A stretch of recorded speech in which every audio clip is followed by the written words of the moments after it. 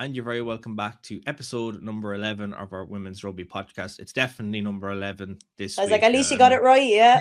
Yeah. I made a bit of a blunder last week saying it was episode 11 instead of episode 10.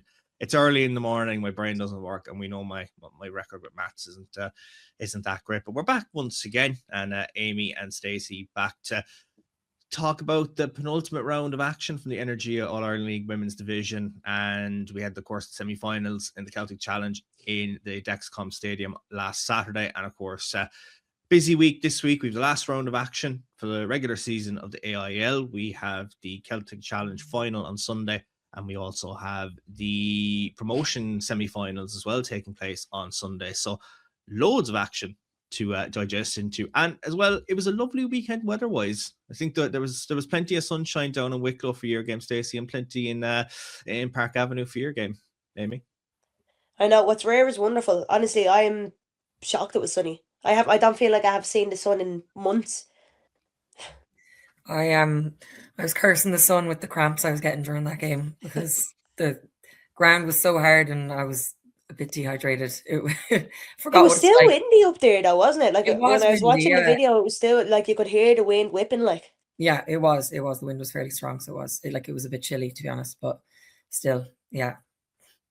And Stacey's voice is somewhat with us today. There was a little bit of celebrating going on Stop Sunday. Me. People are going to start thinking Stacey has a problem. Honest to God. Look, at least our junior team can win things, so that's why I was out celebrating a little bit. You have to celebrate your team's successes, exactly. It's just part of the culture.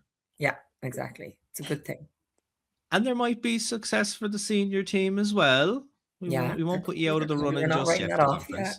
But we'll see what way things develop as the season rumbles on. We'll start with your game, Aimee. Of course, big clash between UL Bows and Railway. Of course, rematch of last year's final. And here's some of the highlights from that one. Railway Union handed UL Bohemian their first defeat of the season at Park Avenue with a 46-19 win, establishing control early and maintaining it throughout. Rianne Heary crossed inside the opening 5 minutes before Chloe Pontus, Leah Tarpey and Sarah O'Donnell all added further tries as the hosts built a 24-5 lead at half-time. UL Bows grabbed their opening try through Ciara O'Dwyer before the break, and that spurred them on early in the second half as Claire Bennett and Lily Brady also touched down to close the deficit. However, Railway's response was emphatic. O'Donnell added her second try, Heary completed her hat-trick, and Heidi Lyons also crossed for the home side. Full highlights of this game are available on the IRFU YouTube channel. So there's some of the highlights as Railway picked up a 46-19 win against UL Bows.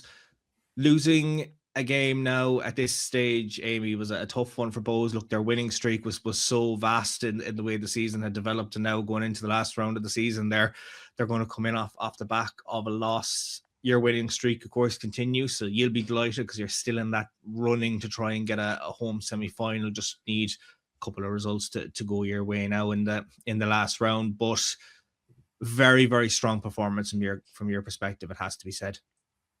Yeah, look, really, really strong. And to be honest with you, I think Bows not getting the result they wanted might be the best thing for them. Like I've said before, you learn so much when you lose.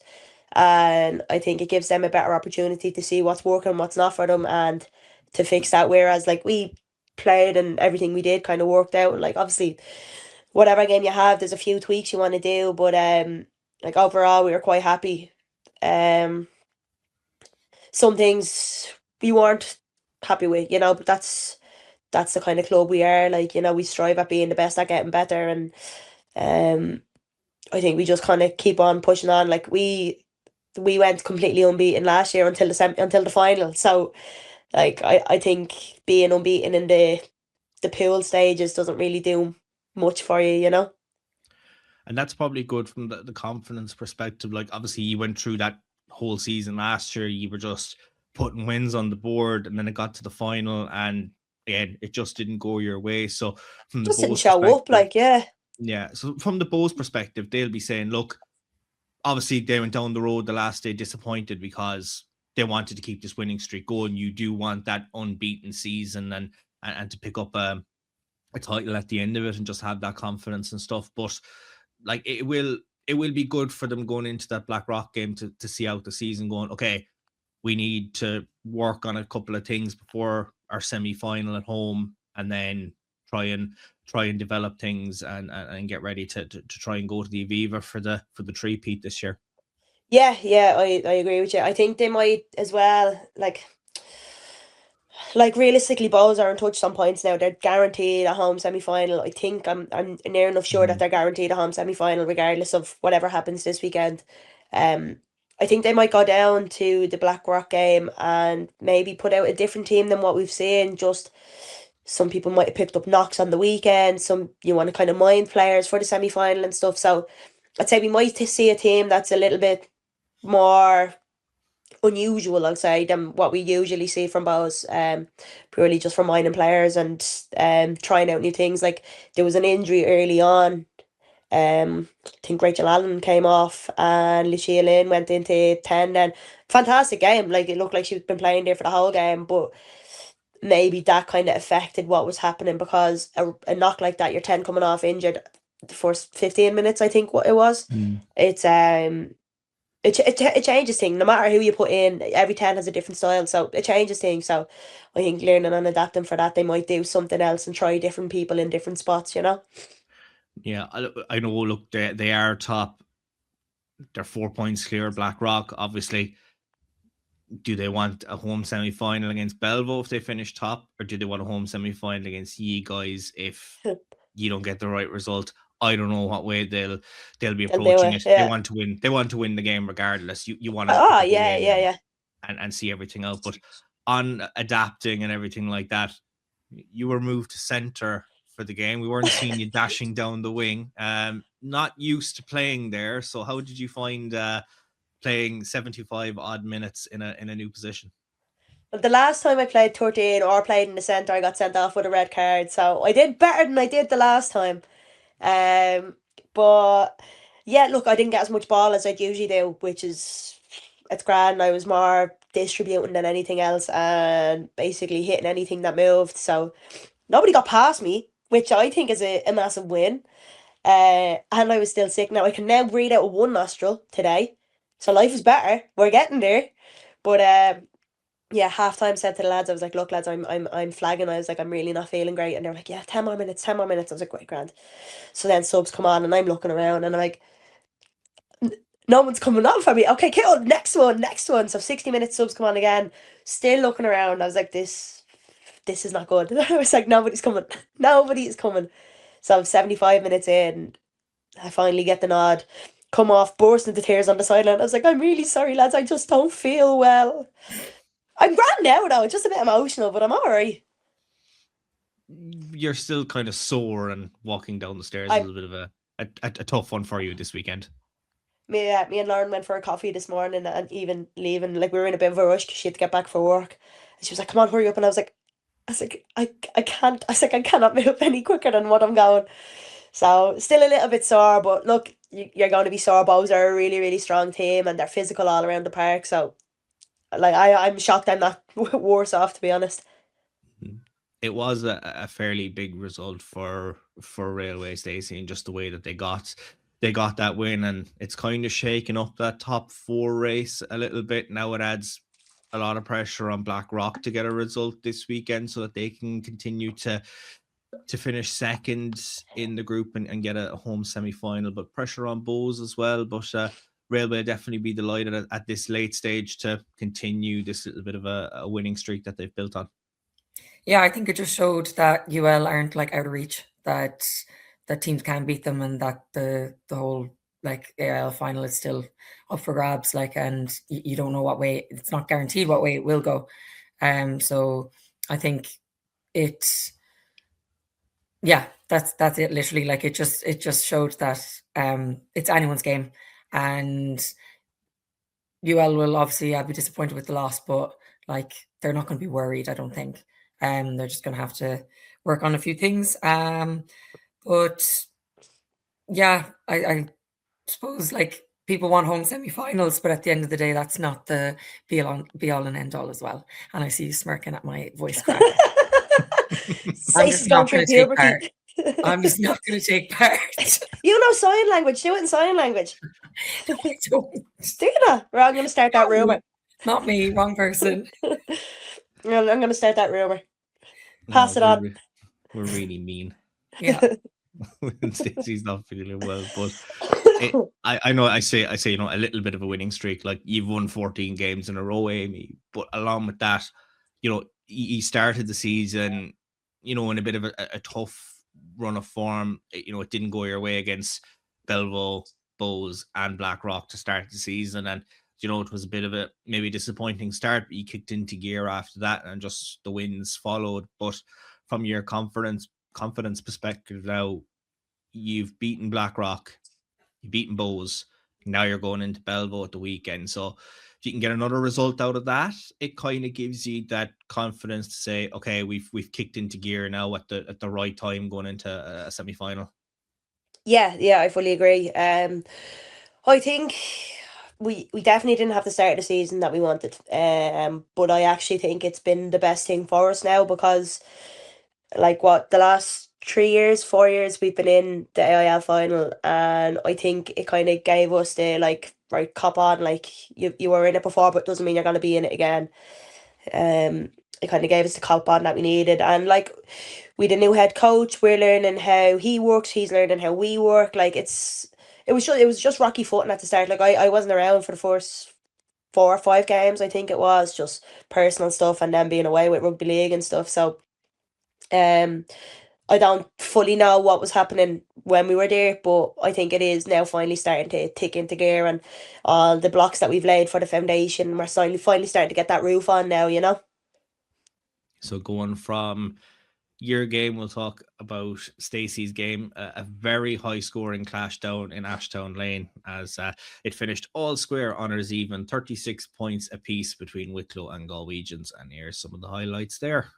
Wicklow and Galwegians played out a thrilling 36 points apiece draw at Ashtown Lane in one of the most entertaining matches of the round. Galwegians struck first through Aisling White, but Wicklow responded with strong first half display. Tries from Roisin Stone, Clara Dunn, Robin Johnson and Erin McConnell helped them into a 26 points to 19 lead at half time. Stacy Hanley and Gemma Faulkner grabbed tries for Galwegians in the opening half. The second half swung dramatically, with Grace Brown-Morden helping Galwegians claw their way back into contention, while Rachel Griffey and Kathy Byrne held Wicklow ahead entering the final stages. Late tries from Saoirse Lawley and a second from Faulkner, along with a crucial conversion from Gemma Lees, ensured Galwegians salvaged a draw in a breathless finish in Ashtown Lane. Full highlights of this game are available on the IRFU YouTube channel. So a late turnaround, Stacey, to get the points. This game, we spoke about last week, I suppose it was going to be a big one with the two of you involved in those conference games, and you wanted to keep 5th place. They're just behind you in the league table. You didn't want to drop points against the team as well in those conference playoffs. So happy with the points? Yeah, Scared? we were happy enough with the draw, especially because they did get, I think, 3 tries ahead. So to have clawed back, we were fairly happy to have been able to grind out that outcome. And yeah, we're still happy. We're still 5th on the table, so we can't complain about that. And I won't lie, I don't know. Me and it was Aisling. We both thought that we were a point ahead, and the time was up, and we were asking, was time up, and looking at each other and being okay, we'll kick it out. Kicked it out, and we're like, yay. And then I looked up at the board and I was like, 36. So I can't remember that being the score. But then we were like, no, it's fine. It's okay. It's fine. It's better a draw than for, say, we had the ball, Wicklow turn it over and run a try in. So happy enough with the draw. Yeah. You'll take it, because look, it was 26-19 at half time. Wicklow had built a little bit of a solid foundation in that second half. You were down by a nice bit kind of before you got those late tries. Saoirse Lawley went over, and then Gemma got her second try in the latter stages, and then Gemma's conversion managed to level it before the clock went into the red. So I think to come from behind against Wicklow in their home patch, which is notoriously a tough place to go, that you'll take it, because, as you said, keeps you fifth going into the last game of the season. Yeah, exactly. We will take it. It keeps us in fifth. I think Wicklow were probably thinking like that they kind of let the game go towards the end, whereas we managed to we managed to come back. So I think our heads as well, just that kind of mentality is probably the better outcome for us. And yeah, like Gemma Lee's to get that conversion, like that conversion was crucial. So she did really well with the pressure that would have been on her. And yeah, it's really good having especially subs like Saoirse Lawley that can come on and score tries for fun. And then Gemma Faulkner has been like, she's always consistent. She's always been there, and she had a really, really good day. So yeah, I think we are happy with the performance, and we'll just hope that we can do the same, if not better, now against Ballincollig. Yeah, and like Saoirse, to her credit, like we've spoken about her a couple of times, like she's so young, but yeah, it's so good to have someone that can just come on. And even if, Wicklow legs are tiring, like to bring on someone like Saoirse, just have her run it at a defence in the latter stages of the game, like is certainly a boost from your perspective. Yeah, absolutely. Like she makes an impact, and that's exactly what you need coming off your bench. Like you want to have trust in your bench, and when you bring them on, know that they're going to make a difference, and a good difference. And Saoirse definitely does that. Like in the tries she's been scoring, like have been fairly worked tries as well. So having her come on and kind of scoring, giving us that boost is a great thing to have. And how dare I forget, you got your own try in the game. Yeah, oh sorry. Oh my god, you had 10 points. 10 points. Yeah, you got it yourself there, just like, oh yeah, I scored. I was in the right place at the right time. That was literally it. That was it. I've been on the opposite end of a Stacy Hanley handoff as well, and they're not the nicest. So all I seen was the hand going out. I was like, oh yeah, she's in. That's fine. But I don't know what it is as well. Like I absolutely could have just dove for the line, but instead I was like, I'm gonna go right over the line, make sure I'm there, make sure I'm safe. And then, I'm in, guys. Right? I'm in. Yeah. I could hear, I think it was Sinead O'Brien was like, just dive. I was like, oh yeah, okay. The trademark face plant when you went over the line. It's the only way I know how to score tries. Literally, I have never dotted down the ball. There was good vibes in our group chat on Saturday evening with Stacy getting a try, and of course Aimee picking up a win. So good vibes all around for a Saturday evening. But from their perspective, Aimee, like it's a good result for Norwegians, because you do want that home semi-final finish. Fifth is a good result for them, and they're probably, Wicklow will be kicking themselves to have lost a game on home soil, but certainly we'll look to rectify it now away to Cook this weekend.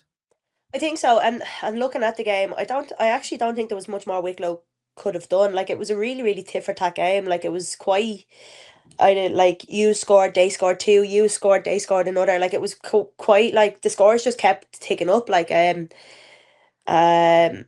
think for them, they were really, really quick. I think they just need to get a little bit stronger and a little bit lower for their goal line defense and stuff. I think that's kind of really it. I think that did they get? No, I'm thinking of a different game actually. But for them coming in, they're playing Cook this weekend. Just say yeah.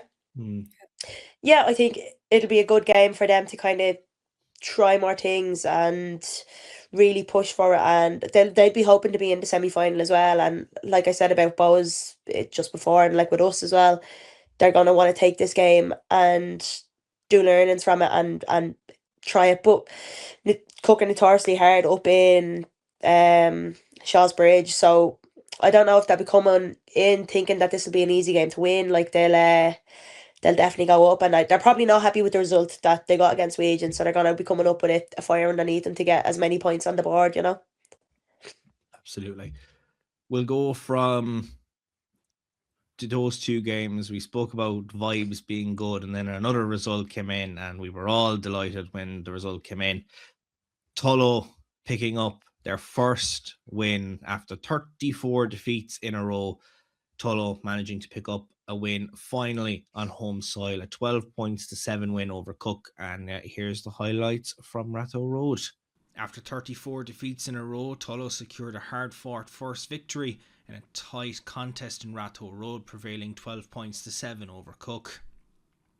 After a scoreless first half, the game came to life early in the second period as Leah Brown crossed in the 49th minute before Aimee Clarke added a second try just 5 minutes later. Hilary Fitzgerald's conversion gave Tullow a crucial 12-0 advantage. Cook responded late on through Hannah Lee's try and Amanda Morton's conversion to close the gap, but Tullow's defence held firm in the closing exchanges as the visitors were knocking on the door to secure that historic victory. Full highlights of this game are available on the IRFU YouTube channel. Scoreless opening half, but they laid the foundations in the second half. Leah Brown and then Aimee Clarke going over to get their tries, and while Cook battered down the door and got their own score and were there until the final few minutes, Tullow, and when you seen it at the end of the highlights, when they're just kind of knocking on the door and the ref blows that, I don't know, did they knock it on or something in the end, and you just see the Tullow players just immediately burst into celebrations. Like, I'm sure it was a quiet night down in Tullow on Saturday. I'm sure there wasn't a whole lot of celebrating done, but what a result for them, Aimee. Like, they've battled so hard since they've come up to get this result, and finally it comes to fruition. And you know what, like, I got in the dressing room after our game and I whipped open my phone because I was just seeing who had messaged me during the game, and I seen your message come in that Tullow had won. Well, I let a roar in the dressing room and everybody was delighted. Like, I think it's quite hard to be the team that everyone expects to be or expects to lose or all that. And I'm not saying that that's what you do. Like, you don't expect it. You can't expect anything. But we know how massive it is for Tullow. Like, you've seen how much they've come on, like, from compared to when they first came up, compared to even the game they played against us. Like, they were fantastic in the game they played against us, and they scored the same amount of points on us as they did against Cook. Like, they can do it. Like, and you've seen how much it means, and they could have scored more. They got, like, Cook's defense on the line was brilliant, and they held up a good few balls as well. So, you know how hard it is. Like, they just worked so hard and they wanted it so much, and I think Cook's discipline was a huge benefit for Tullow, because they got a lot of stuff off penalties and look, it was I'd say they're delighted. I'd say Cook aren't going to be happy. So who has them this weekend? Wicklow. I'd say Wicklow will need to prepare for what's coming. Like, I don't think they're going to give up the last end of the season without a big showing, you know. Yeah, and like, look, Tullow getting this result now has closed the gap to 2 points. That losing bonus point from a Cook perspective was a big one for them going into this last round. No one wants to finish bottom in the table this year. Tullow, like, they've just, I don't know what's kind of happened kind of since, even if it was the Belvo game or before the Belvo game, it's like they just flipped a switch and they've been putting in those performances. Like, when you played them, Stacey, not that long ago, like, you know, you only got one try in that opening half, and, you know, really had to dig deep in the second half to come away with the bonus point win. Like, so, you know, all credit to them, and they really had to battle hard against Cook, but this could be the turning point now for them. It is like there was like a switch. I think they just got like a bit of confidence behind them when they kind of started to get better results, and they've just week after week like used that momentum to get better and better. So I think everyone will obviously back Cook, is delighted that Tullow finally did get that win, because, like, you don't want to see a team continuously lose, and especially when, like, they're putting their hearts and their souls into it. So, like, absolutely fair play to them for sticking it out. I think it just kind of, especially finally getting that win, just has probably given them like a little bit of a kind of a glimmer of hope. And, like, you'd absolutely hate for your like time in AIL to never get a win. So, like, finally having that under their belt, they can be really proud that they managed to get that. Mm-hmm. And I think there was just so much like stuff from other clubs on socials wishing them well after getting that first win. Like I think obviously every team wants to get points against the other team. It's competitive sport at the end of the day. Look, everyone wants to get wins and so on and so forth. But I think a lot of people were delighted for Tullow just to finally get over that line and like for the work and sacrifice, Aimee, that they've done. Like they've shown up for each of those 34 games that they didn't get a result in, you know, put a team out, and some of those results were far from pretty, but they regrouped afterwards, got ready for the next game, and I think it was just that all those players, you know, came together probably on Saturday evening and just were able to celebrate and wind down after securing that long awaited first win.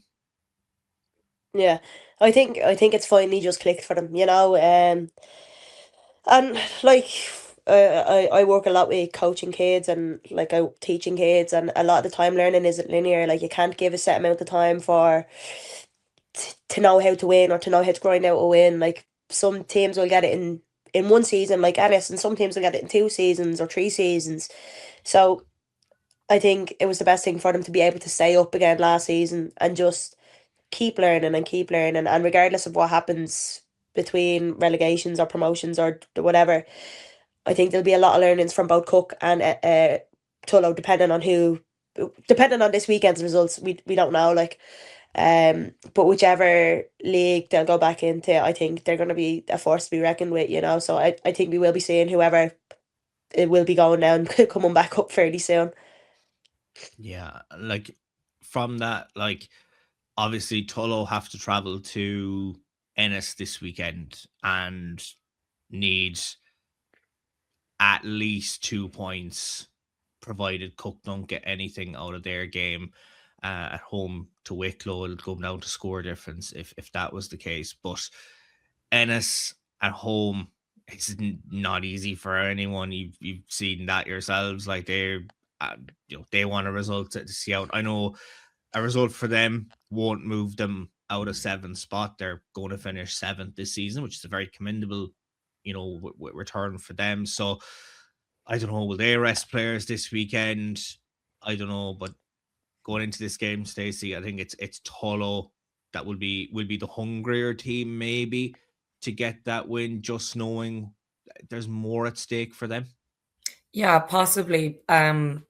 But I think I don't know. I think Ennis just have had a hunger in them the whole season. So I don't think Ennis are going to really take a foot off the pedal. Like they as well, especially having lost there to Ballincollig, I think that they're going to want to right the wrongs. So I think it'll be hard. It'll be hard traveling to Ennis and playing them at home.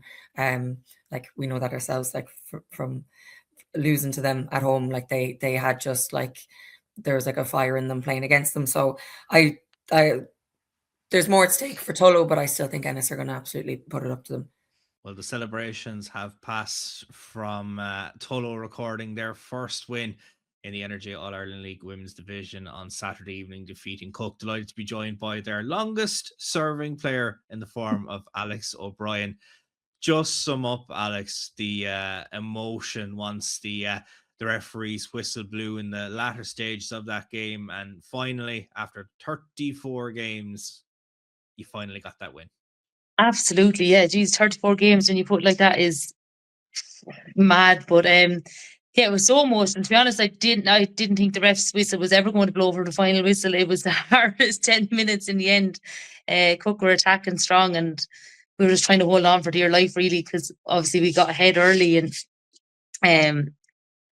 yeah, I don't know. We kind of, the whistle went, and I just remember thinking, geez, thank God that's over, because it was such a physical battle as well. And I suppose 34 losses and finally getting a win, but it wasn't the way we wanted it. We were hoping to keep Cook from the losing bonus point and help us for next week's game against Ennis. But listen, we just have to, that's the next hurdle now. So next week is a huge game again, and we'd be hoping to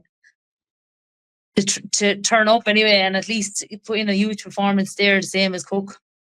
Yeah, like from your perspective, like it was such a slugfest between the two of you. Like it was a scoreless first half, and you were battling, to try and get over that Cook line, held up on a couple of occasions. They weren't giving ye much. And then the final few minutes, like Cook were on the attack, and it's just one little moment that can change everything, and the whistle sounds, and then you just see the scenes of emotion, girls just hugging each other after it, because I'm sure from each of those 34 games, it's very hard to motivate girls after losing so many games and some results that were, very, very one-sided. So to finally get that win, it's certainly something now that you can build on from. As you mentioned, a very big game now this weekend away to Ennis. Yeah, like as you said, 34 games, girls keeping going. Like it's the core group, and you kind of have to keep trusting in your teammates and trusting that the win will come. And that's what we're trying to instill in everybody. Just every result from the first round to the second round has, like, the difference has been massive. So there has been progress, and we kept kind of believing that, look, it will come, because, we're getting better. We're getting cuter to the game, I suppose, because it was such a massive jump for us last year. And I don't think people realize how much of a difference it is, because it's so much more physical. And God, that cup game, all the games that we played, I think that cup game physically was even one of the hardest. We were absolutely out on our feet in the final whistle there, and we really were hanging on for them last few minutes, because they were knocking at the door, and they were, you could hear their sidelines shouting in, if we get another score, Tullow are gone, like, they're relegated or whatever. So I suppose that kind of gave us this bit of motivation as well, that we're saying, we can hang on here. We're well able. We're fighting for each other here. Yeah. And is there something you can put your finger on in terms of performances over the last kind of couple of rounds? Because, you had, say, the likes of Railway at home, like, yeah, results against Railway haven't been pretty in the past, but ye made, like Aimee had said it on the podcast, like that, you frustrated them. And that's the team that were in the final for the last 2 years. And then Galwegians, it was 7-0 at halftime to Wegians, and they had to dig deep as well to get that result against you guys. And you've had those games, were very unlucky with the way that Belvo game had gone, and Ollie Campbell Park took the lead, and then Belvo got those 2 tries and saw it out. So was there something that kind of changed in the second half of the season, or is it just maybe more experience that you got, and the more you got used to certain things, that it was just natural that performances would increase? Yeah, I think that, we just put in the hard work, and we did, as you say, we kind of realized that the pace is a lot quicker, and that we had to play at a different pace than we were used to. And, from the first round, even from last season, let's say, to the first round this season, we could see progress, but we really did see it after Christmas, I suppose. And I think that Railway game, I just remember it being very clear that, we had set a target of, right, the first 20 minutes. We keep them out for 20 minutes. We work our arse off for 20 minutes. And we did. And we as you say, we frustrated them because we dug deep. But then the second half comes, and, everyone kind of thinks, right, oh, sure, we're not a second half team. And it's kind of, I suppose we haven't been, because we've run out of steam, because our fitness isn't as quite as good as other teams, especially top 4, top 5. But that Railway game, I felt that after that game, it didn't feel like a huge defeat, because I think that we as a team found something deeper within. And I think that we really did come together after that game. And I don't know, it just felt like there was something there. There was something more special to come, to be honest, that in that particular game that I remember. And obviously from that, you just kicked on and wanted to put in the performances. Obviously, there was that element that when you went into the Cook game, it was, we need a result here because of relegation and everything that comes with it. It was a final. We built it up on the podcast the week before to say that, you have to get a result from this, because after doing so well to, get up to the AIL, I know I spoke to you last year, and it was, relegation was confirmed last year, and then look, things changed with Stonians, and you got another roll of the dice to go this year. So to finally get that win, it's obviously a massive moment for you, a historic moment for the club, because to get here was one thing, to get the result was another thing. And now that you finally got it, it's I'm sure you celebrated it well on the Saturday night, but I'm sure just from your perspective, having been here for so long, and a couple of other girls that have been plugging away with Tullow for many years, it was a reward for all of the hard efforts and the sacrifices that go with it. Yeah, it was. And like you say, there's a lot of that team that are there a very long time, and you want to fight for each other. It's about the team, like it's about the jersey that you put on. And I suppose each week you go out hoping for a big performance, and you need a big performance because otherwise you can't compete with these teams. But I think for the cup game, like we literally didn't have a choice. We really didn't have a choice. Like we had to perform, we had to turn up, and we had to take it as a final because otherwise we had no chance of staying up. And to be honest, even with 34 losses in a row, relegation was never our plan. We were hoping that we would get another chance to stay up, because I think that you need time to build, and that's where the stronger AIL clubs come involved, is because they've had time in that and they have experience, and the physicality is getting bigger and better. And I think we deserve, like we fought, we've got there the right way. We've had to work really hard to get where we are, and I'd hate to see us having to go down again this year, because I feel like there's more in the team and there's more in the club. And also there's under 18 structure. Our under 18 structure is brilliant, and there's a lot of under 18 girls that are phenomenal rugby players. But if we're not an AIL club, more than likely we'll lose them to the AIL club. So we're not just doing it for the players that say at the minute, we're actually doing it for the future of the club, is how I see it. Sure, I'm nearly retired. Like I should be retired probably 5 years ago.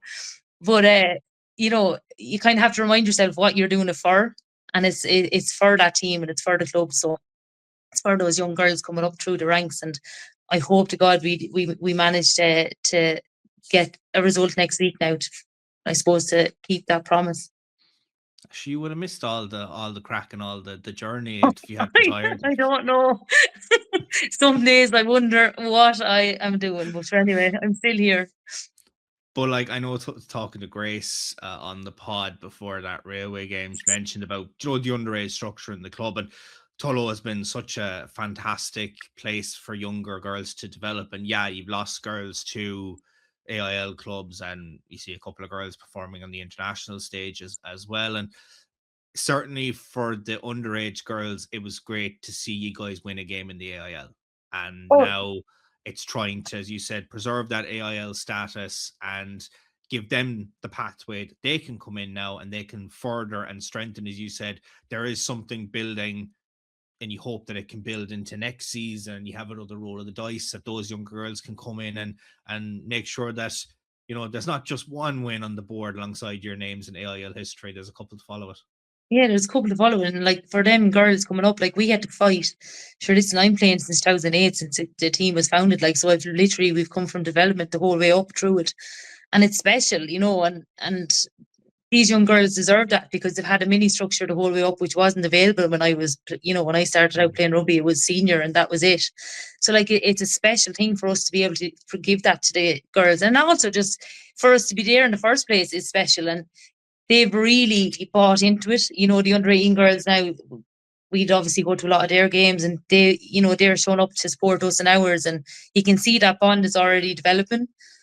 And for us to give them that bit of hope, I suppose, and to say, listen, you can play with your own club the whole way along. You don't have, it's not a thing where you have to go sign for a big AIL club. That it's there. It's on our own pathway. And I think for me personally, it's just special to be able to say, listen, I've played in a Tullow jersey my whole life, and we've managed to go from nothing to an AIL structure and a senior club. And for me, that's so important for the young girls to see that you don't have to swap clubs. You don't have to, it is possible, and we have done it. So now we just have to really dig deep and try hold that, I suppose, status. And I know you said there that, maybe a couple of years ago, you probably should have hung up the boots and whatever, and you've been involved with this team since 2008. But what was the moment like for you once that whistle had sounded and you were able to, I suppose, soak up the fact that you had finally gotten that win after so many after the exhaustion kicked in. I was very emotional. Sure, everyone, like any sport that was there was on the field. It was incredible. It felt so good to finally get there, and everyone throughout the whole season have been like, oh, he's lost again type thing. And it was kind of, and you're like, I kept saying to him, the win will come. If you be patient, the win will come. And it did. But it was emotional. It was frustrating because we let them get a losing bonus point. So there's so many things going through my head at the time, because I was thinking of, next weekend, I suppose, and thinking how we've kind of left it a little bit hard for ourselves again. But look, listen, it's the next hurdle, and we'll go after that too. I know when I spoke with Grace, she mentioned about like the WhatsApp group with results, and it was like, some results go in and it's like, oh, whatever. Like, what was the buzz like when messages flooded around the place for people that weren't in the venue that day, that it was like the girls are after winning their first game? It was funny because when I did check my phone, there was like 100 and something messages, and I was like, what is after happening here? But it was that the fixtures group for Tullow ROC, let's say. And like every week we have a thing, and it gives an update, and it might be, whatever, 7-0. Then there's nothing until halftime, and it could be 14-0, and then there's nothing, and then it's like the final score. Whereas in every other team, it's like an update, so every score is went. Whereas it was like, oh Jesus, there's another one gone in, or there's another try for them. So they just gave up. Whereas on Saturday, it literally just had all the updates from the match, and then it had obviously, Tullow who won or whatever, and the support that flooded into that group then from people that are all over the world that are just kind of supporting Tullow. It was mad. It was really, we were all talking about it when we were finished. We were like, did anyone look at that group? It was hilarious.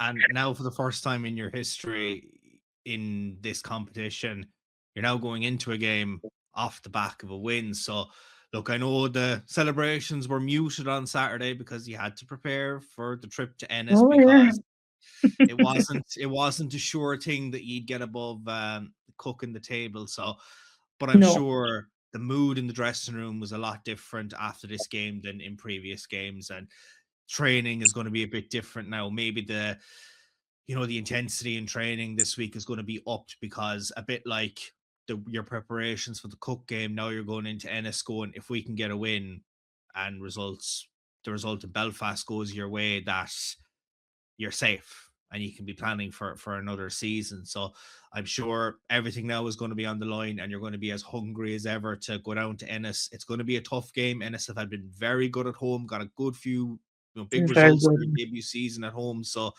I'm sure, look, you just be going with the absolute intent to try and get that result.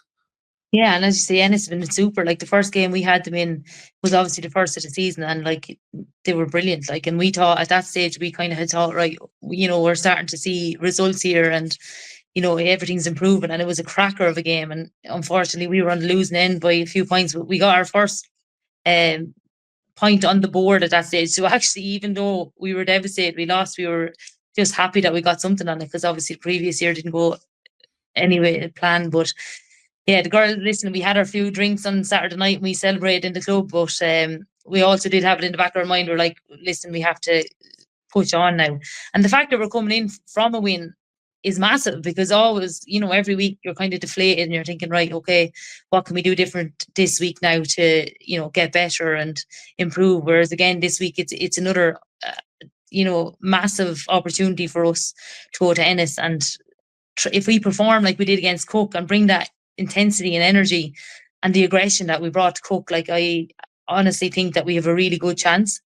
And like we're kind of, obviously a draw helps, but it's not solving it, and that it means that Cook have to the draw against Wicklow then has to go our way. But yeah, it'll be a different atmosphere. I think we're training tomorrow night now, and I think it'll be definitely a different atmosphere in it than it has been. And girls are excited because I think they know, right, okay, we actually can win. It's not a mental block, like it's possible, and it's possible that we can stay up now. So just have to see how it goes. That's it, and I'm sure there'll be a lot of eyes peeled on your fixture WhatsApp group to get results of that game and everything like that. But we'll have to see what way results go your way. But Alex, thanks very much for coming on our Women's Rugby podcast this week, and the best of luck to yourself and for Tullow for the big game now Saturday against Ennis. Thanks a million, Diarmuid. Thank you. I know you've touched on that Ballincollig result. We'll go to that game in Tanner Park next. It was the game that kicked off a very dramatic and high-scoring weekend across the division. Ballincollig with a 44 points to 15 win over Ennis. And here are the highlights from Tanner Park. Ballincollig produced one of their most complete displays of the season at Tanner Park, combining early control with a strong second-half surge to secure a 44-15 win over Ennis. Aimee McLean Winoa opened the scoring inside 5 minutes, and Ballincollig soon built a 20-0 lead thanks to Ellie Curran's try and a pair of Emma Connolly penalties. Ennis responded through tries from Aveen Hassey and Patricia Coote to close the gap to 20 points to 10 at the break. The hosts took full control after the restart. Niamh Crotty struck twice in quick succession early in the second half to break the game open before Vivian O'Donovan and a second try from McLean Winoa added further gloss to the scoreline. Ennis would grab a late try from Niamh McManus to reduce the deficit inside the final 10 minutes. Full highlights of this game are available on the IRFU YouTube channel. Very strong second half from Ballincollig. It was 20 points to 10 at half time in favour of them, but they just kicked into gear in the second half, Aimee. Like, it was just a very routine performance from them, and probably a performance that they wanted to put in at the latter stages of the season, just to get a bit of confidence now ahead of those conference semi-finals.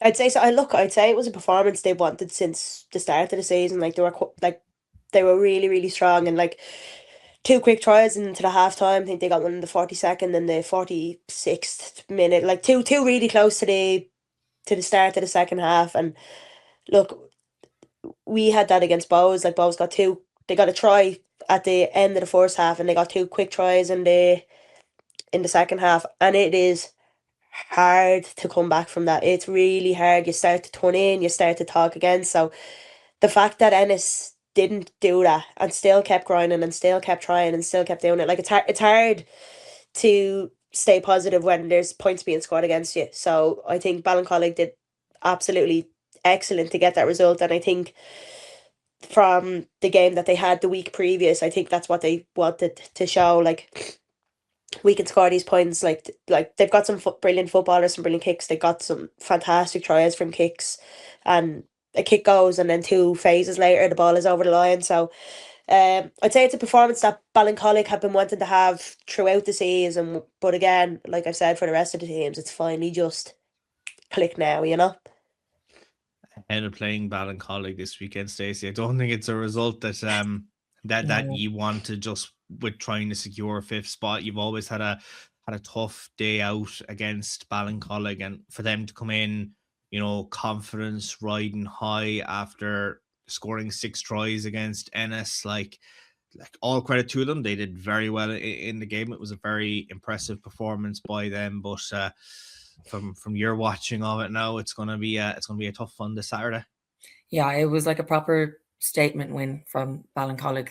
You know, kind of just being like, yeah, we're actually still here, and we're still like playing competitive rugby, and it just kind of, for us at Galwegians, kind of reminded us that like next week is going to be just another battle, like just another hard game. Ballincollig are especially like our games against Ballincollig, I always find like it's never always one-sided, and it can go either way. So yeah, that's kind of just in the back of our minds. Like, Ballincollig can are well able to score and can put a score like that on Ennis, who we lost to not long ago. So it kind of it did just remind us that like this game coming up isn't going to be easy, and it's going to be important. I suppose we can probably just be happy at least we don't have to make the journey to that it's them that's going to be on the bus this time. So at least we have that, but sure, that doesn't always make the difference either.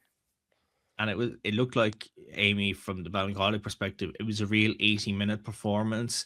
Like, they started well, built a good foundation before Ennis grabbed their opening try, and while they got another one just before half time, they still had that little bit of a surplus, and then just kicked into a whole new gear in the second half. So that's good for them, that it didn't come down to, okay, we needed a big second half comeback, or they left anything slip behind them. So from the confidence and the mentality perspective, like they can take an awful lot from this and say, we can try and get another win under the belts this weekend. And it is potentially shaping up that when they play Galwegians this weekend, they'll play Galwegians again in the conference semi-final. So a good little tune-up game this weekend. I think so, and I think that Ballincollig, like, they didn't rest on their laurels once they got the points on the board. Like, they kept ticking and kept going and kept scoring, like, it's very easy for a team to get 5, 10, 15, 17 points ahead and just be like, yeah, no, it's grand now. And to credit to Ballincollig, like, they didn't do it. They kept going and kept knocking and kept going.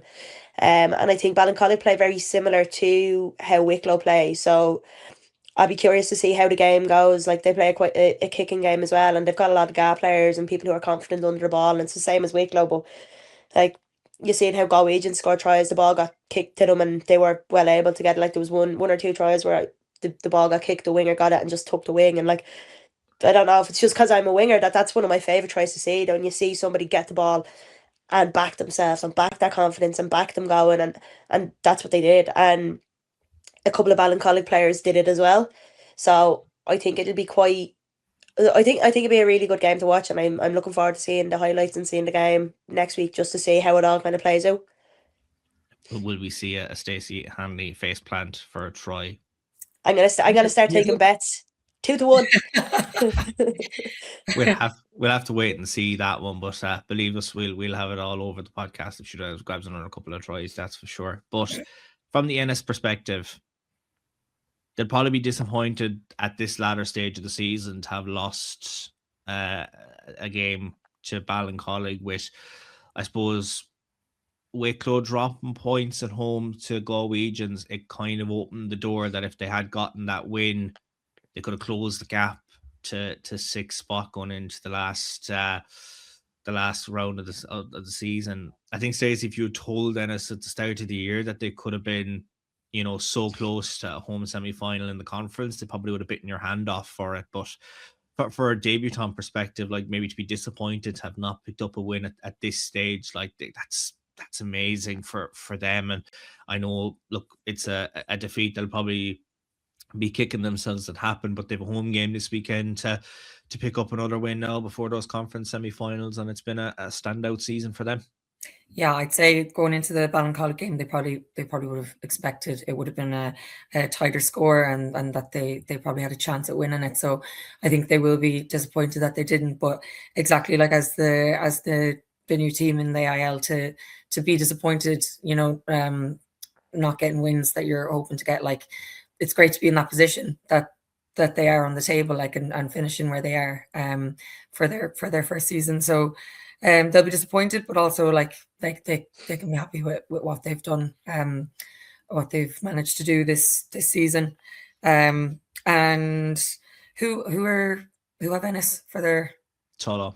Oh yeah, okay. So I already said that earlier, that I don't think they're going to take it easy on Tullow. They're gonna want to bag another win, especially make up for the result they had against Ballincollig. So that'll be a tough game. There'll be tough games right across the board on the final weekend. The last game from last weekend to deliberate over was a big win for Blackrock at home to Old Belvo. 36 points to 10 win for Blackrock in Stradbrook. And here's some of the highlights from that one. Blackrock College kept control of second place in the table following a 36 points to 10 victory over Old Belvedere in Stradbrook.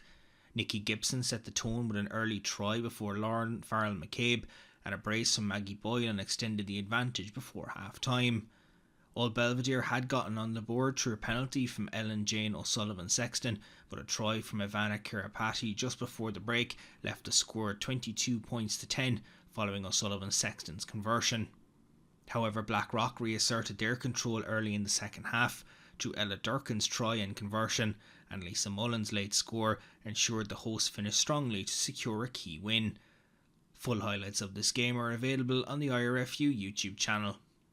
Very impressive performance from start to finish from the Blackrock perspective. 22 points to 10 at half time. Belvo had just gotten a try before it. You thought, okay, will momentum go their way in the second half, Aimee? But Blackrock just do Blackrock things, and Dirks goes over very early, and then Lisa Mullins Troy manages to seal the deal and finish off the game, and that's a great result from their perspective, not one from your perspective, because you obviously want to finish second, but they'll be happy with that now going into play Bows this weekend.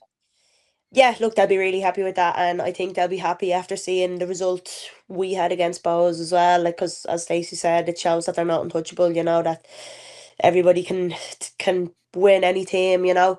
I thought they were fantastic. I thought they played really well, and I think it's a different Blackrock in that game we seen compared to the game they played against us. I think they just looked like they had a better flow with them when they played Belvo, and I don't know whether if that's because they had the ball more or anything like that, but like even having Maggie Boylan back on the wing, getting 2 tries, like she's brilliant. Like Lisa kicked the ball straight to her as well, and like a lovely try, and then a try she gets on the just before the halfway line, she gets it, runs the length, kicks a grubber, picks it back up, like a lovely try, but there was so much good before that happened as well for the ball to get to her. So I think Blackrock did take a lot of learnings from 2 weeks ago, from the game against us to the game now, because they looked brilliant. They looked really, really on form compared to how they played against us. So I think it was good. I think Belvo would be quite disappointed with that result, especially only getting 1 try on the board and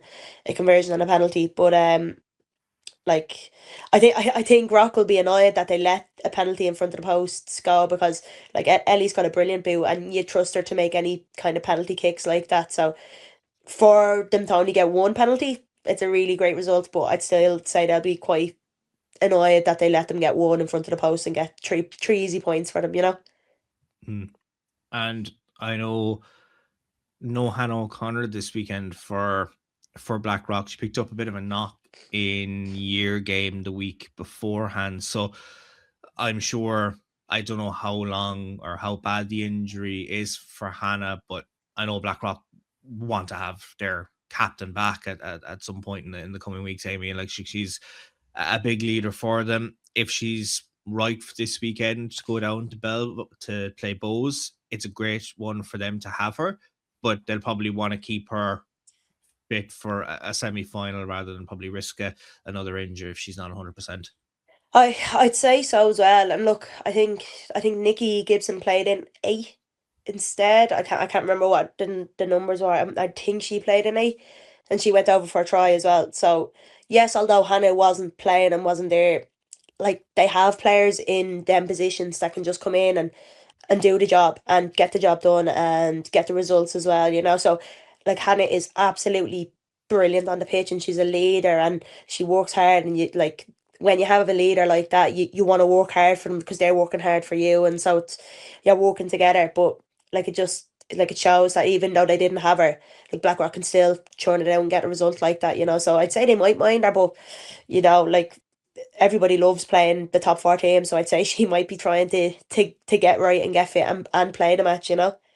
Yeah, and look, Blackrock's strength and depth, Stacey, has been mental this year. Like, to lose a lot of players like they have done to Celtic Challenge and so on, like they've done really well with what they've had, and obviously they've got players back in as well. But another disappointing weekend from the Belvo perspective, and now obviously the Railway this weekend, and then you're getting the bodies right for a semi-final where, depending on what way results go this weekend, you're either traveling down to play Bows or you're going to have another trip to Stradbrook to play Blackrock. So not an easy one for them, and they just want to try and find a little bit of form now before the semi-finals. Yeah, Belvo seem like a little bit knocked, like their heads are a bit down, and being 4 in that top 4, they know that they are going to have big games ahead of them, and like nothing's going to be easy, so they are really going to have to work. Their last few results, majority of them definitely haven't been what they've hoped to put out, so they just have to regroup and probably, I don't know, try something different. It might be too late in the season now to try something different, but they are on the table where they are. Like, they're happy. They're definitely going to be happy to have been in the top 4, but Just that they do have difficult games ahead of them, so they'll just be trying to do their best, like everyone. Very political of you, Stacey. She has to be the Switzerland in the group, just neutral. Just have to, you know. But I love everybody. Everybody plays great. Yay! But it really is shaping up to be a massive weekend across the board. League table, Bows, of course, remain top on 79 points. Blackrock in second. They play each other this weekend. So what way will first and second look on Saturday evening? That'll be the question, because of course Amy's Railway sitting third. They could jump into second with a win against fourth place Belvo. In fifth we have Galwegians on 44 points, with Wicklow just behind them in sixth on 40, Ennis in seventh on 32, Ballincollig in eighth on 26, and then Cook in ninth with 9 points, and Tullow with 7 points now on the board after their first win, sitting at the bottom of the table. At fixtures for round 18, Cook are at home to Wicklow at 5 o'clock on Saturday, Ennis home to Tullow, Galwegians at home to Ballincollig, and Old Belvo at home to Railway. And then, of course, we have UL Bows against Blackrock as well. So plenty of tasty fixtures to see out the regular season. Not only do we have 5 games on the Saturday, with 2 promotion semi-finals on the Sunday, so the race to state your claim to get up into the AIL is fast approaching us. Enniskillen home to Tuam, and then we have Barnhall at home to Shannon. So 2 very, very interesting fixtures. Of course, Enniskillen won the semi-final last year against Barnhall, winning 3-0 to then play an Ennis, formerly Ennis Kilrush, now Ennis. And they took on Tuam. So Tuam lost the semi-final last year. Barnhall lost the semi-final last year. So there's a lot of narratives and subplots, Amy, around these games. We've spoken so much about Barnhall, and look, 4 in a row Junior Cup champions. It's the case. Everyone in Leinster is just saying, can you please go up to AIL? They've just been... Give us a break, will you? They've just been the force to be reckoned with in Leinster, and they're just a quality side, well coached, loads of talent within that squad. Played Shannon earlier in the season in, I believe it was the quarterfinal stage of the Junior Cup, and beat them fairly well down in Limerick. So odds will be very much with Barnhall to advance from this, but Shannon might be a little bit of a dark horse. Yeah, look, they might be. To be honest with you, I think Barnhall will do it unless they get in their own way. If you look back at the game they played last year against Enniskillen, like they were their own worst enemy. So if I wouldn't want to see history repeating itself, because like you said, like everybody in Leinster just wants them out. They're tired of getting absolutely bashed every weekend. But and I think they'd be well able for the AIL, to be honest with you.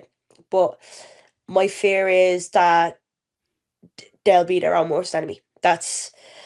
And look, any team can do it, and it can happen to anybody, and you don't know what way the day will be, and you don't know what happens before the game, and you don't know what way the ball will bounce. So there's lots of things that can come into it. I think Shannon will want to come out with a bit of a vengeance and say, yeah, you might have got us in the quarter, but that means nothing. We're going to get you now. It's a semi now, and this is the AIL, this is the big league, you know, like. So I don't know. I'd be hoping that Barnhall get it.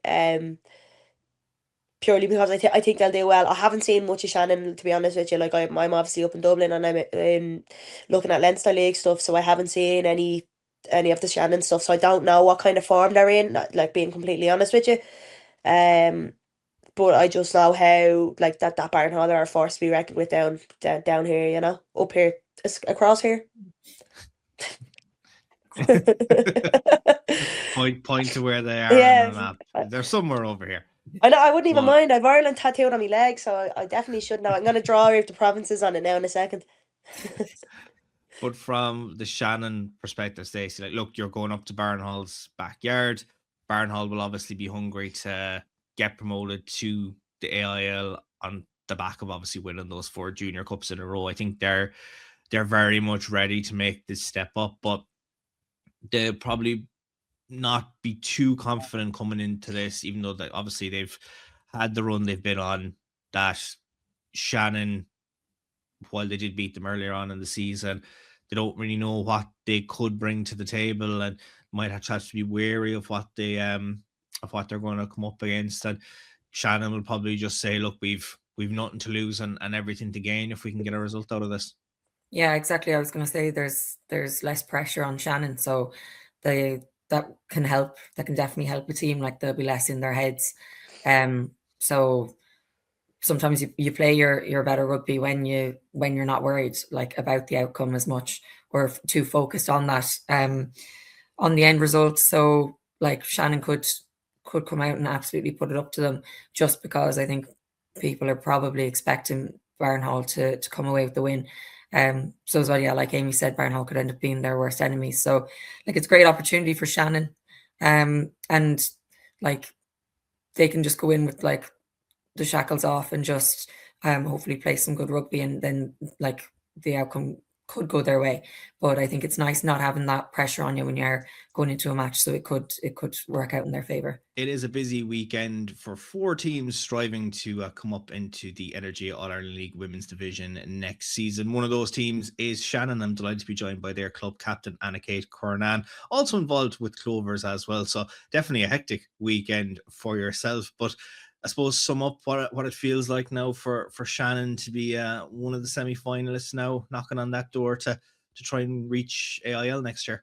Yeah, absolutely. I think it would be a huge thing for the club. I suppose when I came to Shannon 5 years ago now, that was our main goal, and it hasn't changed in the years gone by. So I suppose from the obviously Shannon AIL team, the women's team who actually won the AIL in 2001, we're trying to really get back there and develop the club again and try to get back to AIL level, and I suppose ultimately improve the standard of rugby, and I suppose offer girls in Munster the opportunity to play AIL level. I suppose with Ennis going up last year, we're trying to follow in their footsteps, because obviously they were in our league last year and it would have been tightly contested. So we're kind of saying, look, Ennis have done it, we're hoping to follow them, and they're obviously having an unbelievable season with their first season in the AIL this year.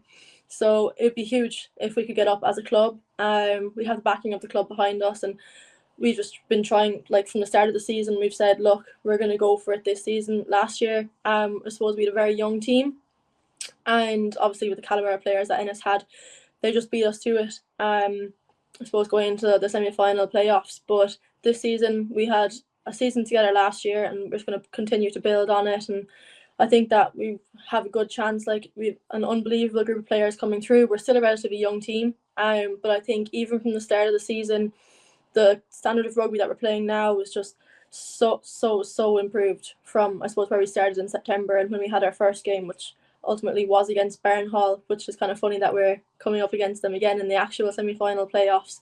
But I think it would just be such a proud moment for the club if they got the women's team back up to the AIL again. Yeah, because like Shannon are such a historic rugby club. Obviously, everyone knows from their, I suppose, the men's team battling out in the AIL, but there was the women's team there, as you mentioned, all those years ago, and they were in a promotion playoff kind of around, not the last time, which was last year that we had those playoffs, and a couple of years before it as well when Tullow came up. But it was, I'd say it was maybe back 2018, 2019, around then that Shannon last, I suppose, were at this stage. And as you mentioned, like Ennis have come up, I suppose they really set the benchmark, and you would have played them last year in the Munster League. So I'm sure just with the momentum and the motivation behind you as well, that the club have really fueled it. And as you said, you're looking to bring women's rugby back on the map for such a historic club. So there's a lot on the line, and you'll be looking to try and get over that line on Sunday. Yeah, absolutely. And I think like the club have put in so much effort into building an actual underage structure in the club. So our under 14 girls have already won silverware this year back in February, and they're meant to have a final again there the weekend. So I think like our under 18s are contesting in semi-finals as well and finals. So we're just building, I suppose, underage pathways, and we want to be a club where girls can start from under 8s up to, I said, ultimately progress to senior, and then they have the talent from a young age, and they just fit into senior squad straight away. Like all our under-18s coming up in the last 2 years have really made a positive impact in the club. They just fit in so well. They're ready for the physicality. I suppose they have a rugby brain from playing rugby at such a young age, and like they have the cornerstones and the skills that you don't necessarily have to teach them, rather than if I suppose one of the girls only started at 18 or 20, they kind of have the experience under their belt. And we have a lot of Shannon representation at like I suppose Munster under 18s as well and under 17s, and I suppose those pathways being put in by Munster as well are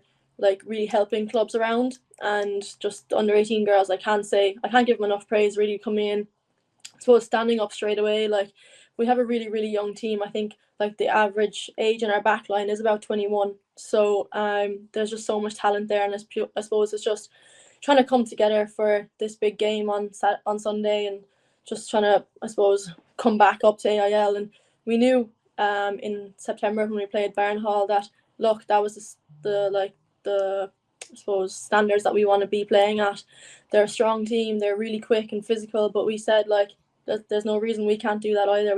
There's no reason we can't be at that level, and we've I suppose progressed so much since September. And I can't say enough about the coaches and the girls putting in work every single week, and like it really shows just the improvement that's been made. And I suppose just can't really give the girls enough praise for their hard work over the season. And as a side, you're used to picking up silverware, and look, coming in off the back of a very impressive Munster League campaign, like you've plenty of confidence. I know you haven't played a game, I think, since the start of March, so match sharpness mightn't be where you want it to be in terms of going into a game like this. But you mentioned Barnhall. I know Barnhall came down to your home patch in that Junior Cup quarter final at the start of the year, and it was a one-sided result from that perspective. But as you said, you've grown a lot from then. It's the start of the season when you're going into such a big game, whereas now you're at the end of the season. You've got an awful lot of minutes into the legs. Those younger girls that you've mentioned are a lot more experienced now than they would have been back then. So I'm sure you'll be going up to Barnhall on Sunday with absolutely no fear, despite their formidable record at junior level. Yeah, absolutely. Like there's no doubt about it. Barnhall, they're such a physical team in the pack. They're quick, and then their backs are electric. They're just a really talented side. But I think like from the game in September, we took away so much that we could actually build on and learn from Barnhall, I suppose. And I suppose when we went out, maybe we were a little bit struck at the pace they were playing and the physicality, but like a lot of those girls that on our team have never played at that level or that pace before. So I suppose we kept with them for the first 30 minutes, and it was a really tough game. I think it was only 12-0 30 minutes in, and then they kind of just pulled away, I suppose, in the second half. But again, that was probably match fitness. We are, like a lot of the girls here are up in college in Limerick, so they necessarily might not have like we had a strong preseason in terms of doing CrossFit and team collectively just getting our fitness up. But as you said, we have minutes in the legs now, and we're a bit more comfortable with, I suppose, our play style and how we want to achieve scoring tries, you know. But I think it will be a really hard contest on Sunday, there's no doubt about it. But I think the girls are really ready to stand up and I suppose show that we have improved so much since September, and hopefully that's kind of implemented in the scoreline. Yeah, and from your own history of playing rugby, like you've come from, all the way down in Carradaniel and Kerry, which is probably closer to America than the rugby pitch in Shannon. So, you've come from playing with Ivor Eagles. You went in and played a bit with Abbey Field and got the taste of AIL with Ballincollig, and now you're obviously with Shannon. So how have you found your own journey from picking up a rugby ball in I suppose, a non-traditional rugby county to now being the club captain at one of the most historic clubs in the country? Yeah, I suppose when you put it like that, it's kind of hard to believe that. Sometimes you'd forget that I'm from, I suppose, a GAA stronghold, like a football stronghold in South Kerry especially. So I think it was nearly the wrong shaped ball I picked up when I was younger. But I think a lot is to be said. Like for my own club at home, it's huge for Ivor Eagles that I'm playing rugby up here in Limerick and I'm captaining Shannon, and then my sister and my brother, and I suppose Michael O'Sullivan also, they're both playing for UCC now in the AIL. So I think like a lot can be shown that you don't have to necessarily be from a big rugby club. Like we do have talent down in South Kerry, and it's really important that that's harvested and I suppose noticed by Munster. And we do have a load of girls coming up who are playing with like Clorton, Nivera, Castlelodden, Listowel, that team. And it's really, really, I suppose, benefiting them. Like they're in the PTS structures, which would be the provincial talent squads. And like, I suppose just really shows that there is talent everywhere. It just kind of has to be identified. And I suppose traveling to Abbeyfield when I was under 14, a 2-hour trip up and down wasn't ideal, but I suppose it's paid off now. All the miles in the road and up to a Munster under 18 training from Caherdaniel is a 3-hour trip, you know. So I suppose it's really paid off. But if you told me that when I was, I suppose, kicking around a rugby ball when I was under 10 in Nivera Eagles, that I'd be captaining Shannon going into AIL semi-final promotion playoff, it would be very hard to believe. Absolutely. And obviously you can put in getting involved with the Munster senior squad and now the Clovers as well. So I mean, like, again, say from being an under 10 player with Ivera, and I mean, like, you're on that kind of the Ireland, in the Ireland radar in terms of being involved in the Celtic Challenge with the Clovers. I know you came in kind of at the start of this year, you got the phone call to come into the squad. I suppose, how have you found being in that high performance setup? Yeah, I think when I went in, it was a bit of a shock, but I suppose all the girls were so welcoming. Like, I can't say enough about them. I suppose I came in nearly mid-season, and they were just so helpful, learning the calls and everything. I've always been in the Munster senior setup for 2 years now, but the Clovers is another step up again, and I'm really, really enjoying it. Just getting the experience to, I suppose, travel abroad, play nearly international. Some of the girls obviously have international caps and stuff like that, so I'm learning so much, and I think hopefully now when I go back to Shannon, I can bring everything that I've learned back to the club and help the girls in my own team to develop and play at a higher tempo and just, I suppose, play smarter rugby from the things that I've learned. So that's the plan anyway. I know, obviously, Celtic Challenge final this weekend. You'll be hoping to be able to put on the Shannon jersey for this big game now with Barnhall on Sunday. But what does it mean for both yourself, I suppose, and the club in general, as you mentioned, like the girl from South Kerry to come up and to captain them for such a big game, but also for players that haven't experienced this type of a game before? Just there will be nerves. There is there's a lot at stake, but we've spoke about it on the podcast that there's probably going to be more pressure on Barnhall to deliver, that you probably have everything to gain and everything to lose at the same time, but you'll just be going there just trying to play your own style of rugby and try and get that result. Yeah, absolutely. I think we're going to be going after a really fast start. We don't really have any time, I suppose, in this level of a game in an AIL semi-final promotion playoff. You don't have any time to settle into a game. I suppose we're hoping for a really sharp, quick warm-up and then just start the game straight away and just build into the game and keep kind of the foot in the throttle for the whole 80 minutes. We know it's going to be an 80-minute game. Like, they're not going to lie down. And I think, like, a load has to be said for the girls that I suppose have stood up since I've been gone with the Clovers. There's so many leaders now. Like, when I'm going back to training, I wouldn't have the opportunity to be there as much as I'd like. I'm obviously training with the Clovers and stuff, but the girls have really, really stood up. And since I've come back to the odd training or so, I can really see that, like, we're kind of coming into our own, and the girls are just such leaders now. We have a leadership group, but everyone's kind of standing up, and it's really positive watching from the sideline, which is really good to see. So for the girls who haven't, I suppose, played in a game maybe this big ever, I think it's just going to have to fall on the shoulders of the older ones and then maybe the more experienced girls, just to bring them along, and just it's just a game of rugby at the end of the day. I think that's what we're going to keep telling ourselves. Like, we started rugby, I suppose, when we were younger, just to have fun, and no matter how big a game is, you kind of have to bring it back to the fundamentals of, you started this sport because you had fun, so you just want to go out, and despite all the pressure, at the end of the day, like, obviously it's a humongous opportunity for the club to go back up to AIL, but I think we play our best rugby when we're having fun rugby, or when we're playing fun rugby. So I think the girls are really going to have to live off that, and I suppose just transitioning from attack to defence, and I suppose take every opportunity that's on the pitch. Play quick rugby, probably have to play smarter than Barnhall. They might have more experience than us, but we kind of like the underdog title, and as you said, Barnhall might have more to lose, so that kind of suits us. Like, we're going to go up there fighting, and ultimately not going to lie down for the whole of the 80-minute match.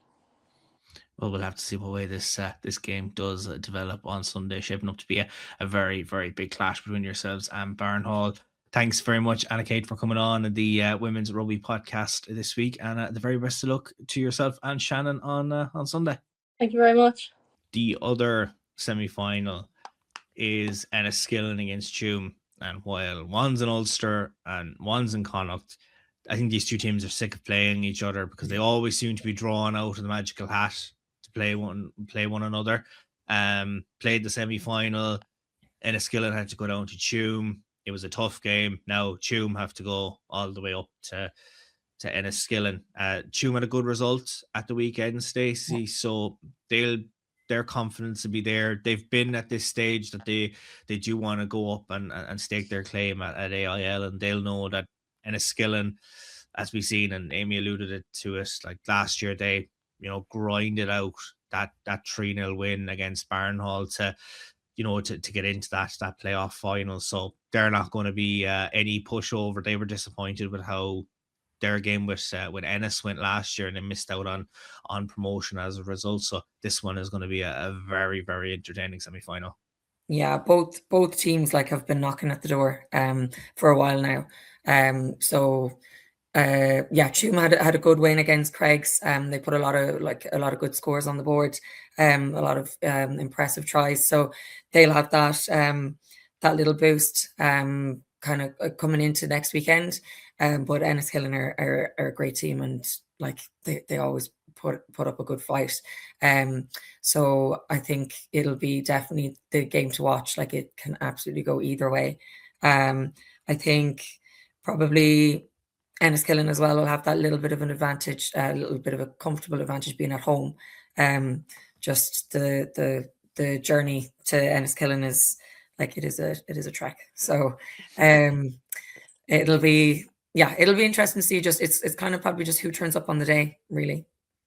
It's probably a trek either way you look at it, because it's a long road, regardless of whether you're going to Tuam or whether you're going up to Enniskillen. But from their perspective, you've home advantage. They've done really, really well to boost the women's game in the club over the last couple of years in Enniskillen. They won't have Sophie Barrett and they won't have India Daly. I don't think they're going to be released from Celtic Challenge when they're playing a final. So that's going to be a blow for them, Aimee, to lose two big players from their perspective. But they have 15 more that can take up those slots and fill up a bench as well to get the job done. And maybe that disappointment from last year will be the fuel that they'll use in that dressing room to try and get them over the line.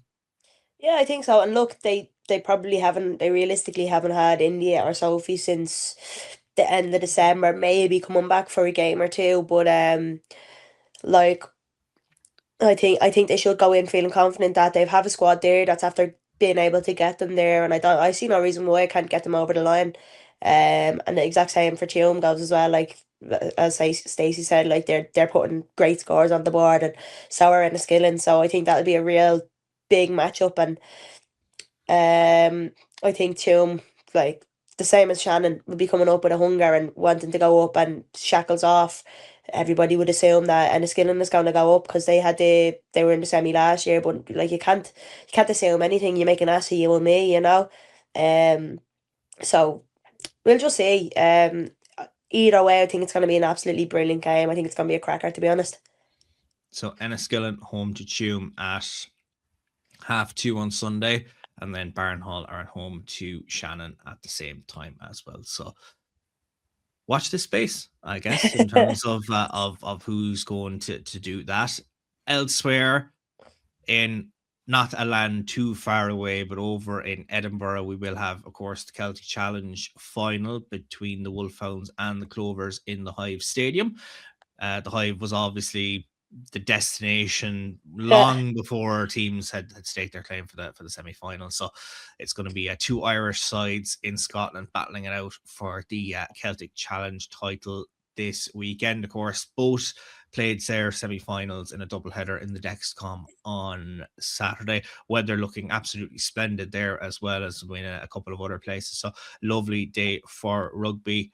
Clovers winning 35-20 against the the Gwalia Lightning.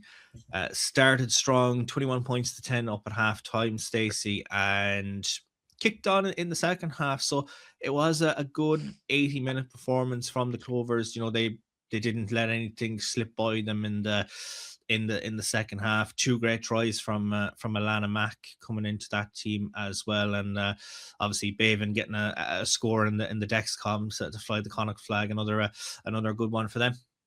Yeah. Now I think Gwalia did kind of claw back a little bit in the second half. So it's that same pattern we're seeing where it's the Clovers and the Wolfhounds, they're getting like far ahead, and then it's like they're sitting back. So it did get close, like towards the end. I was watching on the bus and I was like, but they obviously came out with the win in the end and put in great scores. Bevan's break was unreal. They did show some really, really good rugby. And yeah, like it has been consistent the whole way. Yeah, and I know she got player of the match on the day, Enya Breen. Normally we've seen her play centre, but played 10 and looked absolutely fantastic. Aimee kicked all the conversions for the tries, looked very composed in that number 10 jersey. So good strength and depth from the Ireland camp perspective, that you could see her as a 10 option as well as playing in the centre. Absolutely, and like Enya has played 10 for Blackrock against us before, and she's just well able to pull the string. She's an absolute puppet master, and a fantastic boot on her as well. But yeah, the depth that we have at 10, like we've Dana, we've Enya, we've Katrina, and Kate Flan, like there's I could name handfuls of 10s that I think they would do a job in an Irish jersey as well. So I think it means it's making the race for the first squad announcement for the Six Nations going to be very, very interesting. And I don't know who I'd hedge my bets on. Like you'd think they'd go with Dana because she's consistently been the 10, but now you have Katrina who's coming up out of nowhere. Not out of nowhere, sorry, but she's coming up and she's doing fantastic for Bows, fantastic for Munsters, Clovers when she's available. I know she picked up a knock a couple of months ago. I don't know if she's back 100% yet, but and then you have Enya who you could put in the centre and you could put into 10 as well, so a really versatile player as well. I'm not too sure about the other two, but if we don't see Enya in 10, I'm pretty sure we'll see her towards the centre somewhere. Yeah, and look, I know it was probably a bit of a disaster start when Gwalia went over for that opening try. Or you're thinking, oh, we're just gonna, what way is this gonna develop? But Beth Buttimer goes over for the opening try from Clover's perspective, and then Bevan goes over, Alana Mack goes over. It's 21-10 at half time, and then kick into gear with Ruth going over for their first try the second half, and then Alana's fantastic try for her second one. Just the way that she was able just to kind of evade the tackle and go over, like it was a boost for her. And of course, coming off the back of the Ireland call up as well, Stacey, a good way for her to perform in a Celtic Challenge semi-final. Yeah, she's been like massively impressing as well, and I feel like it's probably not mentioned because like she's consistently been good ever since she's kind of been, say, in the 7 setup and kind of in and around like the Irish squad. So she I think it's definitely someone that we could see getting a cap for the Six Nations, just especially with the performances she's put in for the whole Celtic Challenge. She's a great player. That's like she's the one to watch. From there, then of course, Wolfhounds with a 36 points to 10 win against the Breton Thunder. Revenge was definitely on the mind for the Wolfhounds after their 14-0 defeat over in Wales. The weather was far better in the Dexcom on Saturday, and very strong performances all around, Aimee, from the Wolfhounds. I thought Stacey was exceptional at 15, grabbed herself 2 tries, certainly was in a contention for player of the match. It went to Eve Higgins, who also grabbed a try in the game as well. Vicky Elms-Kinlan got a try as well, and Nisha Smith along with Robin O'Connor. So lots of different try scorers and a lot of very, very strong performances built from that 31 points to no score lead at halftime. Yeah, and like, you know, they have players that can score. Like, anybody on that team can bump the first defender and get through. Like, they can put big points on people. My fear, and I've said it week on week, is that they get this big lead up in the first half and then they're nowhere to be seen in the second half. And I don't know whether it's that they doing it on purpose and wanted to focus on defence and stuff, which, look, I don't think it is. Like, if I had gone to a breakdown of halves, yeah, they won the first half, they lost the second half. You know, like, and especially with a team like Clovers, they all know how each other plays. They all know how each other defends. You can't just play the first half with a team like Clovers. You have to play the two halves. And Clovers were well able to play the two halves. And I know Gwalia got it back, but they still kept going and they still kept more points ahead. And I think it's going to be a really, really tiff attack game. I think it's going to be a really exciting game. I know when they had the reverse fixtures, I think the Wolfhounds won the last time. But like, I'd say that'll only put a hunger underneath the Clovers to come out and get this. And they know what each other can do. And whether they'll target weak areas or whether they'll go full force on stronger areas, you don't know. I think it's funny that it's a all-Irish final over in Scotland, you know, so you can't even say the crowd is going to make a big difference, because wherever you look, someone's going to be cheering for Ireland, you know, so. Yeah, but like, staying with that, like, the Wolfhounds, yeah, they obviously built the foundation in the opening half and then went 36 points to no score up in the second. It took until, was it the 73rd minute for Britain to get their try, and then they got one. I think it was it 7 or 8 minutes into stoppage time. They were just battling on the door. So maybe looked tired legs at the latter stages, but I think it was a very strong performance all around from them, and I think it's just it can, you know, give them that confidence now going into the final.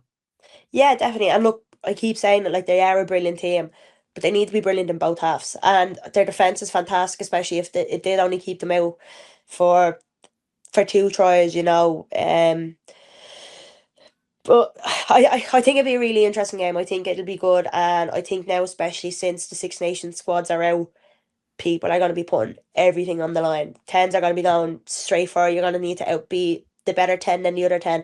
You're going to need to be the better 8 than the other 8. You're going to need to be the better 1 than the other 1. So I think it's really going to push players to be the best they can be. No one goes out there and wants to be poor, you know. No one goes out there and wants to have a bad game. But I think it's really going to show how the teams play under stress and under pressure and under players, or against players that are fairly close to each other in terms of skill for the most part, you know. Like, there's some obviously standout players, but we'll see. It's going to be a really good game, like, and I'm looking forward to watching it. Hopefully I won't be as broken as I was this Sunday, and I can actually do something and watch it, you know. Third time this season that they're going to play each other. Obviously no bigger game at stake now than, of course, a final, Stacey. So it is shaping up to be a massive one. Look, the Wolfhounds hold the advantage over them. So this is a big one now for the Clovers to dig deep and try and get that result. Yeah, well, the Wolfhounds have won twice against them, so I think there will be that little bit of a hunger in Clovers that they won't want to let it happen a third time. And like, there's no better time to do that than at the final, like, and, you know, completely upend, you know, what Wolfhounds have been doing or expecting. So it would be an unreal outcome if Clovers were able to do it in the final against them. But Wolfhounds have just been putting massive scores on everyone, so like, it's hard to see them, you know. I know there obviously was that one game against Britain where, like, it just shows that they can be bet, but I think they've just been putting such big scores on teams that, like, you feel like it's not going to be any different really, and especially coming into a final. But look, there'll be hunger in both squads, wanting to prove that they're the better team.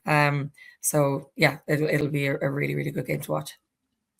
3 o'clock, I believe, is the time for kickoff in the Hive for that game. So if anything changes, just keep an eye across the Celtic Challenge and the Irish Rugby socials for that game. But certainly is shaping up to be a massive game. As Aimee, you mentioned, of course, we did have the Ireland squad announced as well for the upcoming Six Nations, and a lot of interest as to who was called up. We do have 9 uncapped players in the 36-player squad ahead of the Six Nations. So Beth Buttimer, Jemima Adams-Verling, Eilish Cahill, Aimee McGrath and Sophie Barrett are all in the group, along with Alana McInerney, as we mentioned, Katrina Finn, Niamh Gallagher and Robin O'Connor as well. So a lot of uncapped players going through the full squad.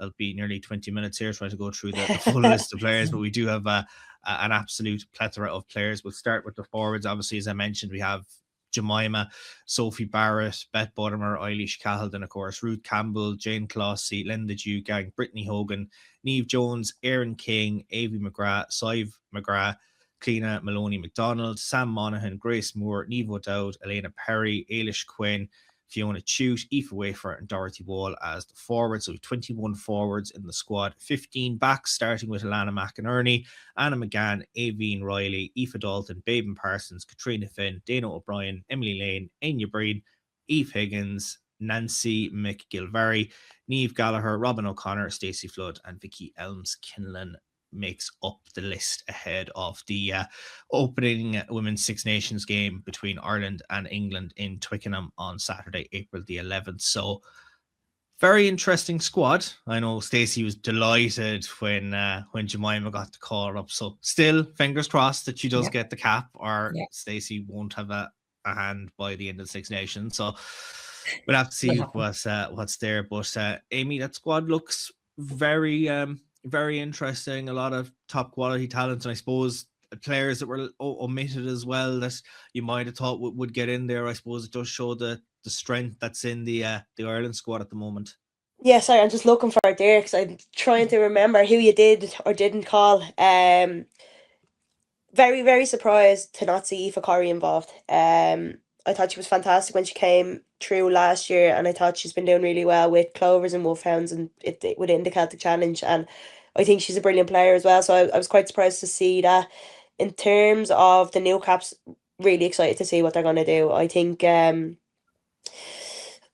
it's time for them to, I think it's really a time for them to show and put their hand up and say, yeah, we've been here, yeah, we're playing, but we're able to be up at this level and we're going to be here. And Niamh Gallagher has been absolutely brilliant for trial finders over in England. She's been doing really, really well. So I'm excited to see how she goes. Robin O'Connor is like a whippet. She is as fast as anything, so I think she's going to do really, really well.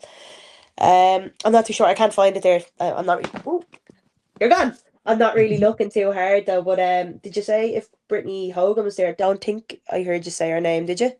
I believe she's there. Brittany's name. She's there. Okay, because that's what I didn't hear you say it, and I was really surprised there. But then it doesn't matter what I was going to say because I was in a bit of shock there that I didn't hear it, but it just shows that my listening skills is not as good as my talking skills, you know. But really good squad, really strong squad. And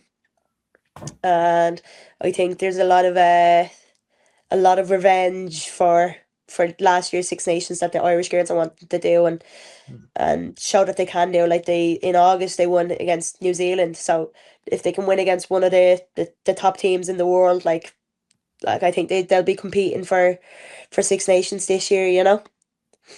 Yeah, no, I don't know if on top of the 36 you're going to have injury cover players as well to be called up. But I know when the squad was announced and I didn't see Aoife's name, I was like, geez, I thought you'd been fantastic with the Celtic Challenge, but also with Bows, and had been involved with the Six Nations the year prior, and I thought she might be a player that's on the fringes of it. But sure, they might do what they did last year. She was playing the final against us all the way up until the Friday night, and then she was flown over to play. Who was it that she got her first cap against? I want to say England, but I could be wrong. Could be Scotland, yeah. I swear the game was in the Hive. I think so. It could be, but that's what she was playing the final against us all the way up until 7 o'clock on the Friday night, you know. So whether that'll happen again, but look, I don't think that's good. Like, I think it's brilliant the players get called up, but in terms of a mindset, you don't want players being pushed and pulled and you're in, you're not, like, so I hope it doesn't knock her, because she's a brilliant player and I believe that she does deserve to be there, but also so does everybody else deserve to be there, and like it's not a participation sport, so I think it's really unfortunate and it's surprising, like, to be honest. It's definitely really hard when you have to try and get a big squad and then suddenly bring it down to 36. It is cruel on every player just not to make the cut for it. That's for sure. I suppose, Stacey, delighted to see some of the Galwegians girls, getting the call up and hopefully seeing them in an Ireland jersey now come the Six Nations. Yeah, delighted for Jemima and Eilish. I think that's the only two, isn't it? But Eilish obviously got her cap last year. She came off the bench, kind of had a brief little stint and then got injured over the summer. So it's exciting to see her come back and hopefully see her get more minutes in the Irish jersey. And like the two of them, just Eilish and Jemima, they're so young. So there's so much ahead of them. Like if this is how they are now, like I can't wait to see them down the line. And then just players as well that I was kind of like disappointed for. I thought, so I know she's obviously like she's very young as well, but I thought Niamh Murphy had a fantastic stint for the Clovers. Like she was kind of consistently nearly getting that start in the centre. So I thought she might have kind of been in and around the fringes. Now she could be still like a part of an extended training squad like that, but I would have liked to maybe have seen her mentioned. And then I think Katie Whelan as well has had a fantastic like she's been unreal. Like anytime she's been playing for Clovers, like she's just the pace of the game when she's playing, and like her ability to see space as well is amazing. So I was a bit disappointed for her as well. She's kind of a name that I thought might have been in it. And she's consistently fantastic for Leinster as well, you know. So like, yeah.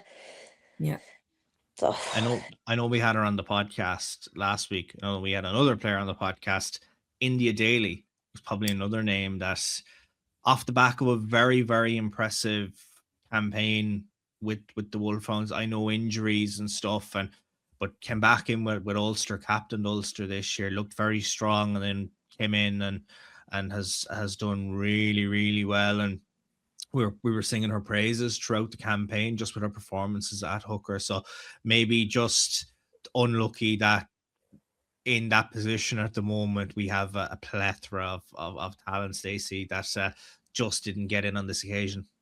Yeah, it is disappointing for her because she has been like around, like knocking on that door for a good while.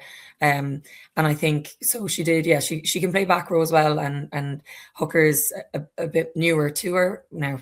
Newer, she's probably been there for at least 2 years, but she's gotten better and better. Like, and I think she's really kind of settled into the position, and you could see that with all the games she's played for Wolfhounds. You know, like her throws come along. She's good in a scrum. Like she's been scoring off the back of lineouts and mauls, and just even in open play, she's a really good player. So, like set piece aside, so that is another one that you're disappointed for. Like that, hopefully it won't knock her too much. But I think it's great that we're sitting here and we're going, geez, this player didn't get in and this player didn't get in. That's just the strength that we have at the moment. And I'm sure, look, if players do pick up knocks throughout the campaign, there are players that you can get on the phone and go, hey, want to come up and play on the Ireland team? Come here, do you want to tog out? What are you doing on Saturday? Yeah. bring your boots. We need you Saturday. You might be playing. But no, look, there's an awful lot of good positives ahead for the women's rugby game, but it's all eyes, of course, this weekend, and we have plenty to discuss next week. Of course, we have year 2 final games of the season before semi-finals on the horizon. We'll have the 2 semi-finals in terms of AIL promotion, and then of course the Celtic Challenge final to digest on next week's show. But we hope you enjoyed episode number 11. Got it right again. Definitely 11. Definitely 11. He counted on his fingers and toes. podcast this week. I've ran out of fingers, so yeah. But I know we're on episode number 11. So hope you've enjoyed our latest episode of the Women's Rugby Podcast here on FinalWhistle.ie, and we'll catch you for another episode next week.